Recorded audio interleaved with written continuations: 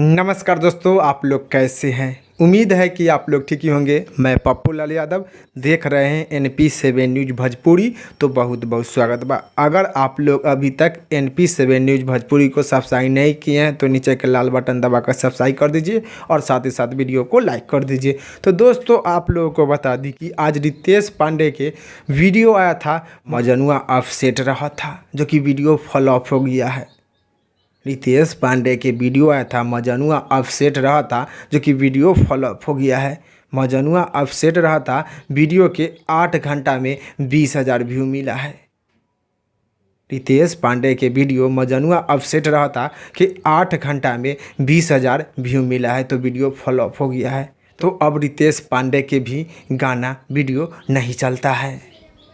रितेश पांडे के भी गाना वीडियो नहीं चलता है, सिर्फ खेसारी लाल यादव जी के गाना और वीडियो चलता है। सिर्फ खेसारी लाल यादव जी के गाना और वीडियो चलता है और सुपर डुपर हिट होता है। भोजपुरी इंडस्ट्री में सिर्फ खेसारी लाल यादव जी के गाना या वीडियो चलता है और सुपर डुपर हिट होता है। पवन सिंह के भी गाना अब नहीं चलता है। पवन सिंह के वीडियो या गाना आता है, फ्लॉप हो जाता है।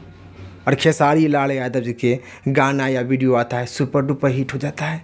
अब सिर्फ खेसारी लाल यादव जी के ही गाना डीजे पर बजता है। सिर्फ खेसारी लाल यादव जी के ही गाना डीजे पर बजता है। न पवन सिंह के गाना डीजे पर बजता है, न रितेश पांडे के गाना डीजे पर बजता है। पवन सिंह के गाना या वीडियो आता है, फ्लॉप हो जाता है। रितेश पांडे के वीडियो या गाना आता है, फ्लॉप हो जाता है। सिर्फ ओनली वन भोजपुरी इंडस्ट्री में खेसारी लाल यादव जी के गाना और वीडियो चलता है और डीजे पर बजता है। तो आप लोग रितेश पांडे के बारे में क्या कहना चाहते हैं, ज़रूर नीचे कमेंट के माध्यम से बता दीजिएगा। फिलहाल में इतने, फिर से मिलेंगे अगले वीडियो में। जय हिंद, जय भोजपुरी।